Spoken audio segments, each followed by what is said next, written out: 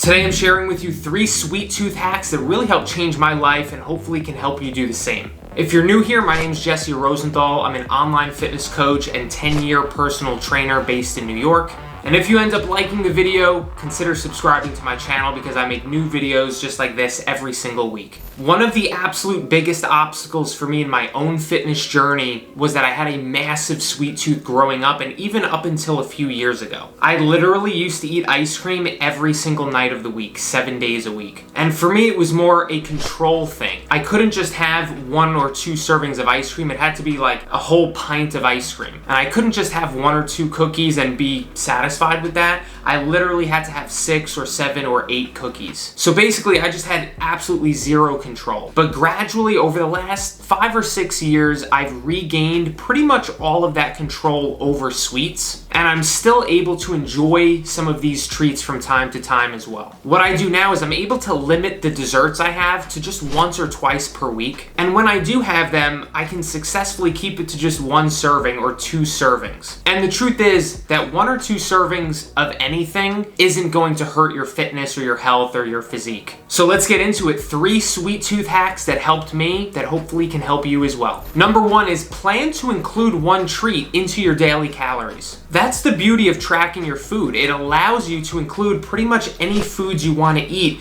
within your daily calories and still see the results that you want to see with your fitness. And of course, it's going to be in all of our best interest to not be eating pizza and dessert all the time. But we're going to feel our best, we're going to be healthiest if we're mostly eating healthier foods that are very nutrient dense, like lean proteins, fruits, vegetables, grains. But if you're like me in the past and you find that you're binging on sweets almost every night, it can actually be a very big win to plan to have 1 serving of a treat each night within your calories. Because it's a baby step in the right direction of having more control over how much you're eating and more control over your sweets. Number 2 is to have a calorie-friendly alternative. We're incredibly fortunate to live in a time where there's a grocery store that has hundreds and thousands of products and foods to choose from. And I've noticed that there seems to be a lower calorie alternative for pretty much any food you might want. There's lower calorie ice cream like the Halo Top brand or the Enlightened brand, or even Ben & Jerry's has low calorie ice cream options now.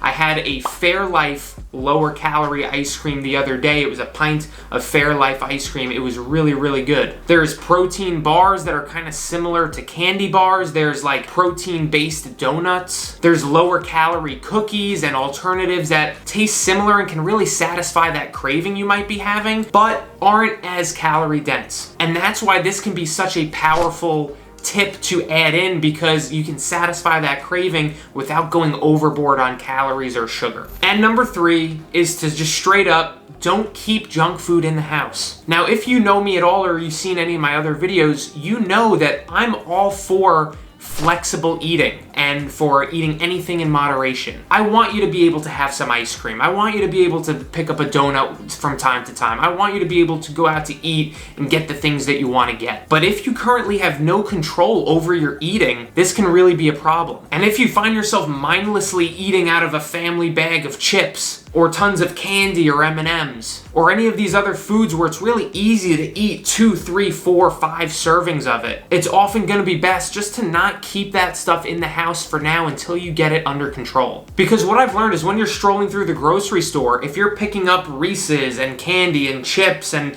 pints of ice cream and putting it into your cart, you've already subconsciously committed to eating all of that. You're not going to buy this stuff and then just let it sit away in your cabinet or your fridge. You're going to eat all of it. So first, make sure you're gaining some momentum with your fitness. You're seeing the results you want to see before you then allow for more flexibility in your diet. I really hope these 3 tips helped you as much as they helped me. And remember this, even if you love sweets like I do, you can still find a way to have them in your life and still get in amazing shape and have great health as well. And I'm gonna leave another video up here that I think can be helpful on your journey as well, so check that out if you'd like to. Give the video a thumbs up, and I'll see you on the next video.